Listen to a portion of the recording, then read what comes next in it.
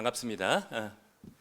여러분들과 함께 사실은 우리 윤지현 신부님께서 부탁하셔서 거절하지 못하고 우리 가르멜 회원들 만나 뵙겠다는 설레는 마음 가지고 기다리고 있었습니다. 근데 코로나19 사태 이것뿐만이 아니라 저희 학교에서도 제가 벌써 한 학기 반째 우리 학생들을 만나지 못하고 가상적인 이런 분들과 함께 이렇게 인사를 나누게 되었습니다. 정말 코로나19 사태가 오면서 점점 더 저희들은 한번 생각을 해보게 됩니다. 굉장히 많은 것을 할 수 있을 것이다라고 생각을 했었고, 전 세계를 누비면서 보다 많은 것을 가지는 것을 행복이라고 생각을 해왔었고, 그렇기 때문에 더 가진 사람들은 의시되고 덜 가진 사람들은 계속해서 무엇인가 주눅이 들어서 행복하지 못했던 그런 시간들 앞에서 이제 모든 것이 멈춰버린 이 코로나19의 시간들이야말로, 그리고 원하고 사랑하는 사람들조차 이번 추석에는 다가가지 못할 만큼 그런 어려움이 겪을 수 있을 때, 저희들은 우리들 그리스도교 안에서 담겨 있었던 옛 지혜들을 돌아보게 됩니다. 과연 진정한 행복이란 무엇일까? 과연 어떠한 면에서 무엇을 가졌을 때 우리는 그렇게 잃어버리는 것 없이 불안하지 않고 행복을 찾을 수 있을까? 라는 생각을 점점 더 많이 하게 되는 시간이 되고요. 그래서 제가 감히 여러분들한테 또 이러한 영상을 보고 계신 분들께 어떻게 제 이야기를 말씀드리면서 그 행복에 대한 이야기를 할 수 있겠습니까? 저도 감히 찾아가고 있는 것인데, 이러한 쫄리는 마음 때문에 제가 한 분 스승을 모셔왔습니다. 정말로 진정한 행복을 찾아오신 멘토이고요. 근데 이분들이 가끔 가다가 우리 가르멜에서도 굉장히 중요한 아주 뛰어난 성인들이 많이 나오셨는데, 뭐 대들에서 성녀부터 시작해서 굉장히 많은 분들이 소아들에서 성녀까지 활동하시면서 많은 분들이 있었는데, 가끔 가다 그분들은 특별한 은총을 받은 분이구나 라고 생각해서 따르고 싶어도 오히려 그런 것에 좌절을 느끼게 하는데, 제가 오늘 소개시켜드릴 이 성인은 아마도 듣다 보면 그래도 내가 좀 낫게 살지 않았나라는 생각이 들 정도로 온갖 사고와 어려움을 갖다가 치셨던 분이고요. 특히 아마 우리 까르멜 재속 회원 여러분들 중에서는 자녀를 기르면서 다른 것들은 다 됐고 자기가 최대한 노력했고 모든 부분이 되었는데 마음대로 안 되는 게 자녀나 손자입니다. 손주들이 이것 때문에 고생하시는 분이라면 많은 위안을 얻을 수 있을 것이라는 약속을 제가 미리 드리면서, 어떤 면에서 위안을 얻게 되실지는 여러분들이 강의를 들어가시면서 스스로 찾으실 수 있을 것이다 라고 생각해 봅니다. 전체적으로 제가 말씀드릴 순서에 대해서 이야기 나눠보자면요, 이 삶의 의미를 찾기 위한, 아까 제가 암시했지만 방황을 하셨던 분 중에 하나였고, 삶을 찾는 방법은 여러 가지가 있습니다. 요즘 같은 경우 많은 사람들이 특히 코로나19 사태를 끝나고 나면 종교를 더 많이 떠나게 될 텐데요, 그러한 것들 안에서 다른 여러 곳에서도 찾을 수 있지만 이 아우구스누스는 오히려 다른 곳에서 방황하다 들어와서 그리스도교에서 삶의 의미를 찾았고요. 그의 화두를 한마디로 요약하자면 역시 사랑입니다.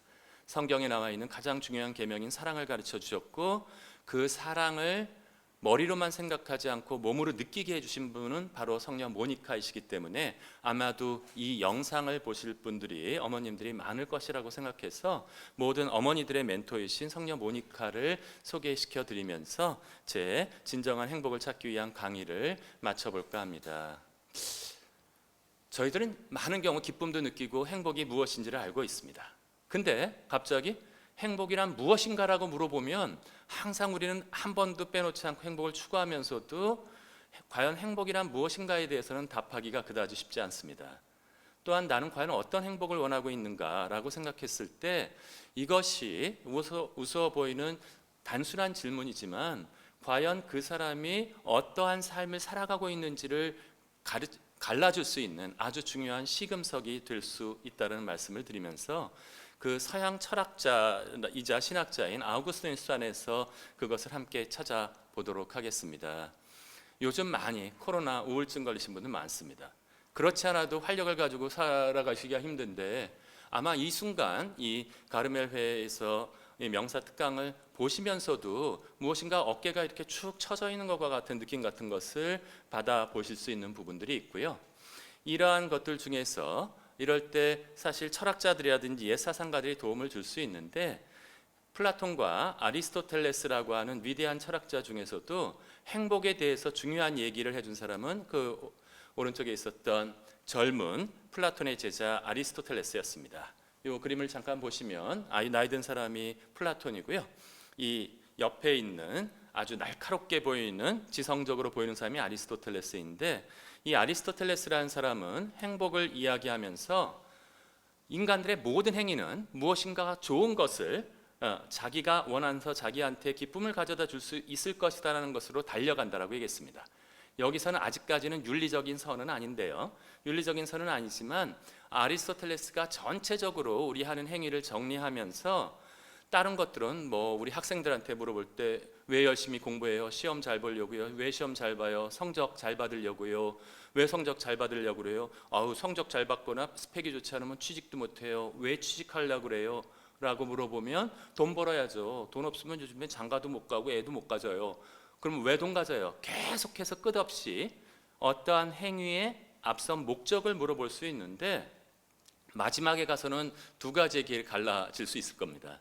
인생에 그렇게 끊임없이 하다 보면 인생의 마지막에 할 수 있는 것은 죽음밖에 없는데, 그럼 왜 열심히 공부하냐 그러면 애들한테 너 죽으려고 그렇게 열심히 공부하는 거구나. 그럼 애들이 피식 웃습니다.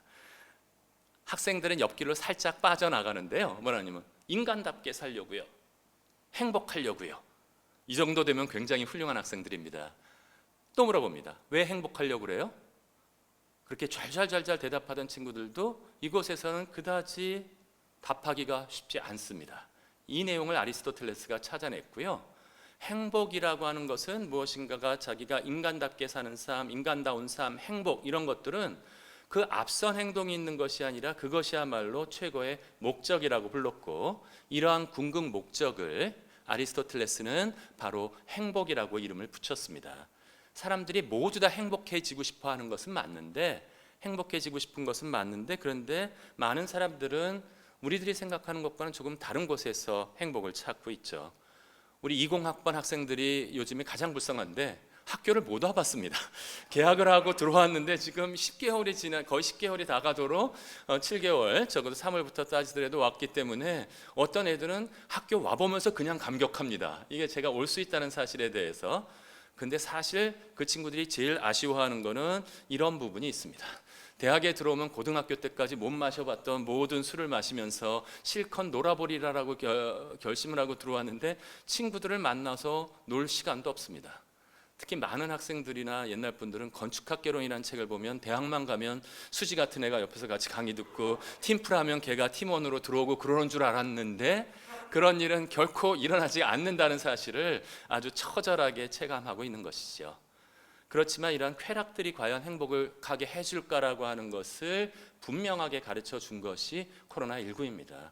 코로나19 잠깐 동안의 쾌락이 자신들이 부모님이나 우리 조부모님께 옮겨서 가족을 잃게 되는 체험을 한 어떤 가정이 있다면 그 친구가 그 쾌락이 진정한 의미에서 행복을 가져다 줄 수 있을지. 이번에도 이태원 사태나 이태원 클럽 사태나 여러 곳에 있어서 끊임없이 이것을 찾아 헤매지만 과연 이러한 것들이 행복을 가져다 줄 수 있을지에 대해서 한번 생각해 볼 만한 시기다라고 생각하는 것입니다. 철학자들은, 저는 중세 가톨릭대 철학과였는데요. 철학자들은 사실 가능한 모든 이야기들을 다 해놨습니다. 그래서 어떤 철학자를 찾는지에 따라서 자신의 주장을 옹호할 수 있는 철학자를 찾아낼 수 있는데요. 아주 대놓고 쾌락이야말로 진정한 의미에서 인간의 행복이라고 외친 사람이 있었습니다.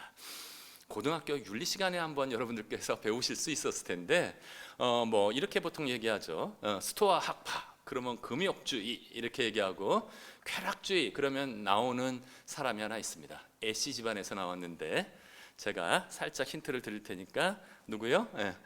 에피쿠로스라고 하는 사람이 있었습니다. 에피쿠로스라고 하는 사람들은 사실은 사실은 자신이 가지고 있었던 사상 중에서 가장 오해를 받아서, 워낙 그런 내용이 아닌데 손가락질을 당한 사람이 바로 이 에피쿠로스입니다. 무슨 딱지가 붙었냐면 쾌락주의라는 단어가 붙었고, 우리 그리스도교가 들어오면서 쾌락보다는 육적인 것을 추구하지 말고 영적인 것을 추구하다. 이거는 우리 까르메레도 굉장히 중요한 기여를 했는데요. 관상수대하면서 세속적이고 육적인 것을 떠나서 관상의 세계로 들어오는 이 초대를 하면서 걸리는 단어가 뭐였냐면 쾌락이라는 단어였어요. 쾌락을 추구하는 자들은 진정한 의미에서 진리를 도달할 수 없다 그래서 그만 에피쿠로스한테 주온 글씨를 딱 붙였는데 너는 쾌락주의, 나쁜 애들의 괴수, 쾌락주의라고 가르치니까 이렇게 딱지를 붙였었는데 최근에 연구를 통해서 에피쿠로스의 쾌락이 어떤 쾌락인지를 생각해 볼 수 있는 것이었습니다. 한편으로는 맞습니다. 에피쿠로스는 이렇게 주장했습니다. 쾌락이야말로 최고선이며 고통과 불행은 최고 악이다. 그런데 주의할 것은 아까 제가 사진을 보여드렸던 것처럼 에피쿠로스의 쾌락이 단순히 관능적인 즐거움이나 성적인 쾌락만을 의미하지 않았다라고 하는 것이 가장 중요한 부분 중에 하나고요. 잠시 후에 말씀드리고 그렇기 때문에 에피쿠로스는 행복은 어디서부터 오냐 하면 고통으로부터 해방되는 것이야말로 곧 행복이다라고 얘기하게 됩니다. 사실 지금 아마 코로나19 확진이 되어 있거나 확진된 사람들을 가족으로 가지고 계신 분들은 너무나 공감할 수 있을 겁니다. 이 격리의 순간, 완전히 코호트 격리라든지 어디에 들어가서 이 고통의 시간이 끝나는 때야말로 진정한 의미에서의 행복이라고 생각할 수 있고요. 제가 독일 유학 생활을 마칠 때 아주 존경하면서 저를 많이 도와주셨던 할머니 수녀님이 계셨는데 유학 끝나고 들어올 무렵에 입원해 계셨어요. 이제 고령이셨고 많은 질병 때문에. 근데 제가 공부 끝나고 들어갑니다. 그래서 아주 밝은 얼굴을 가지고 그 할머니 수녀님을 뵈러 인사드려 갔을 때 할머니 수녀님이 바로 저를 부르시더라고요. 엘리아스라고 불렀습니다. 아마 가르멜 회원들 놀라셨을 거예요. 제 본명이 엘리야입니다. 이 가르멜 그 엘리야 성인 영성의 그 중요한 부분을 차지하는 저희 아버님이 아주 야심이 많으셨어요. 그래서 저희 형은 모세, 저는 엘리야, 아주 구약을 다 사로잡을 정도로 하셨는데 그 얘기는 뭐 시간 있으면 나중에 하도록 편한 시간에 하도록 하겠고요. 그 수녀님이 저를 부르시면서 엘리야스 뭐를 하고 싶냐고. 그래서 제가 뭐 가서 라틴어도 가르치고 싶고요, 뭐도 가르치고 싶고요, 제 꿈을 얘기했어요. 그랬더니 아유 좋겠다. 그러더니 당신 얘기를 하시는 거예요. 그런데 우리 병자들은 아주 소원이 하나밖에 없어. 조금 더 고통이 사라지고 나아졌으면. 제가 머쓱하고 미안해졌습니다. 수녀님께. 정말 이분은 얼마나 이 고통이, 이 통증이 오는 것이 이것으로부터 벗어나기만 하더라도 행복이라고 말씀하셨기 때문에 이 에피쿠로스의 말은 충분히 생각할 수 있고 이해할 수 있는 것이었는데, 중요한 것은 그 한 번의 고통이 벗어난다라고 하더라도 또 다른 고통이 다가올 수 있다는 것입니다. 그래서 에피쿠로스가 꿈꿨던 것은 그냥 부어라 마셔라 하고 먹는 것이 아니라, 먹고 마시는 것이 아니라 좀 더 지속이 될 수 있는 행복, 그것이 안전하게 할 수 있는 행복을 이야기한 적이 있었습니다. 이 에피쿠로스의 제안은 코로나19 사태 때의 지금의 현실과도 아주 밀접하게 연관이 될 수 있는데요. 제인 구달이라고 생태 운동가라든지 제레미 리프킨 같은 사람들이 있습니다. 코로나19의 원인 중에 매우 중요한 원인 중에 하나가 바로 기후 위기, 생태를 갖다가 파괴했다는 사실에서 찾고 있습니다. 끊임없이 생태를 파괴하면서 그들이 바이러스라든지 야생 동물이 존재할 수 있는 것들을 인간들이 개발한다는 이름 하에서 파괴를 했고, 그것들이 밀려 들어오면서 이제 점차적으로 중첩되는 동물들과의 연관들이 되었고, 이 모든 것들이 이제는 어떻게 동물들을 사고 팔거나 특히 중국이나 여러 곳에서 식용으로 하고 있는 야생 동물을 식용으로 하는 과정 속에서 넘어오고 온 것이 매우 중요한 원인이라고 분석하는 학자들이 늘어나고 있습니다. 그 뒷배경에 무엇이 있냐 하면 바로 이 코로나19 사태 때 아까 돈, 금전 그것 자체로 나쁜 것이라고 얘기할 수 없지만 끊임없이 그것만을 추구하면서 그 욕심이 끊임없이 작동한 것이야말로 바로 이것을 파괴한 것이다. 에피쿠로스는 뭐라고 얘기하냐면 자신의 정원을 꾸렸습니다. 이것이 요즘에 최근에 다시 나오는 단어로 글로컬라이제이션이라는 단어가 있는데요. 글로벌라이제이션은 많이 들어보셨죠? 글로벌라이제이션이 세계화라고 해서 신자유주의가 모든 것들을 가장 효율적으로 생산해내는 것만 추구를 해왔었는데 이제 멈출 시기가 됐다는 것입니다. 글로컬라이제이션은 지역에서 최대한의 생산을 하고 자신들이 필요한 것을 자립할 수 있는 부분, 교황님께서도 찬미바드소에서 자주 말씀하신 그 생태적인 영성을 그리스도교 신자도 아닌 쾌락주의를 하는 이 에피쿠로스가 추구한 바가 있었습니다. 그것이 뭐냐면 에피쿠로스의 정원이었는데요. 사회적인 신분의 차별이 없이 모든 사람들을 받아들여서 그렇기 때문에 또 손가락질을 당했어요. 어떤 의미에서 과거에 창렬을 했던 사람들도 지금 멈추고 새로운 삶을 살려 한다면 다 벗으로 받아들였고요. 이러한 태도 안에서 가장 단순한 것들을 생각해내면서 무슨 가르침을 주었냐 하면 적절한 절제를 통해서 지속적인 즐거움을 누릴 수 있고 건강을 누릴 수 있다. 건강을 누리며 자족하라. 욕심에 대한 수위를 낮출 때에만 인간들은 행복할 수 있다라고 하는 사실을 가르쳐 주었고요. 사실은 오늘 몇 분이 계시고 많은 분들은 이곳에 못 오셨지만 이 가르멜회 명사특강에 와서 이 이야기를 배우시는 분들은 벌써 에피쿠로스의 행복의 단계는 추구하고 계신 겁니다. 읽어드리자면 친구들과 철학적인 성찰을 나눈, 여기 철학은 물론 그리스도교적인 신학과 영성에 대한 가르침도 포함하고 있는데요. 철학적인 성찰의 나눔을 통해 경험하는 즐거움이야말로 에피쿠로스가 얘기한 쾌락의 대표적인 유형이라고 하는 것입니다. 에피쿠로스가 억울해할 만하죠. 이렇게까지 얘기했는데 사람들은 에피쿠로스를 읽어보지도 않고 쾌락이라는 단어 때문에 주홍글씨를 붙이고 그리스도교에서는 거의 터부화하는 사람들이 되었으니까 이 정도만 해도 충분히 코로나19 사태 때 가르침을 주는데 사실은 이러한 현세적인 행복조차도 어떤 때는 멈추거나 그것 자체가 흔들려 버리는 체험을 하게 되는 때가 있다라고 하는 것입니다. 보다 더 깊은 현세적인 행복이 아니라 높은 차원을 찾은 멘토로 제가 아까 소개시켜 드렸던 아우구스누스를 모셔왔고요. 아우구스누스에 대해서 잠깐 소개해 드리면 제가 평화방송에서도 13개의 강의를 이걸 자세하게 한 적이 있고요. 유튜브에 올라와 있는데 제가 우리 까르멜회 재석회원님과 우리 수사님들, 신부님들께 말씀드리기 위해서 13강의를 1시간에 줄여서 1시간 반에 줄여서 엑기스만 줄여서 여러분들께 전달해 드리고자 하니까 저랑 같이 한번 아우구스누스를 만나러 떠나보셨으면 좋겠습니다. 가장 소중한 역할은 당시에 그리스 로마 문화라고 하는 강력한 세계적인 그리스 철학과 그리스 신화를 로마 제국이 정치적으로 모두 다 지중해에 퍼뜨리면서 이 두 가지를 그리스도교 사상과 종합해냈던 사상가였고요. 저는 감히 한 명만 뽑으라면 그리스도교 최고의 스승은 아우구스누스라고 말씀드리겠습니다.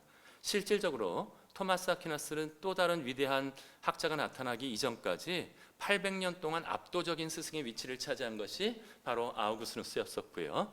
중세에 가장 큰 영향력을 끼쳤고 고백록이라고 하는 책과 같은 것은 우리나라에만 42종이 번역이 되어 있습니다.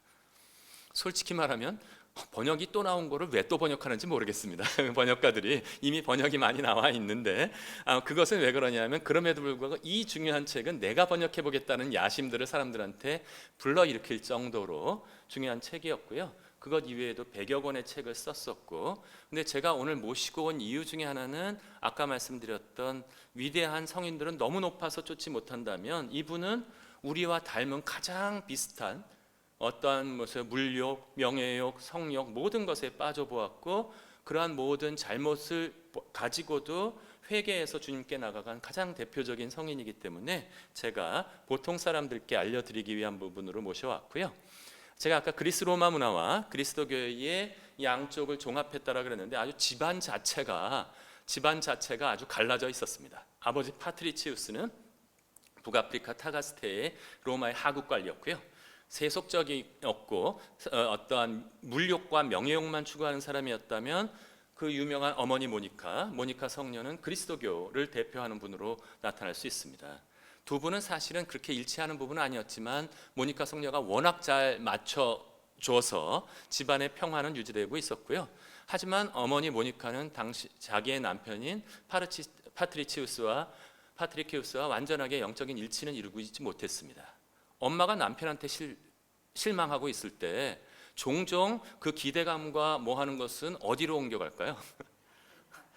자식한테 옮겨갑니다. 더더군다나 자기가 낳은 자식이 이게 내가 낳은 거 맞을 정도로 똑똑한 애가 나왔다면 더더군다나 그 모든 기대감은 글로 옮겨가게 되어 있는데 누가 그랬다? 바로 아우구스누스가 그러한 기대감을 한 몸에 받고 태어난 아이였습니다.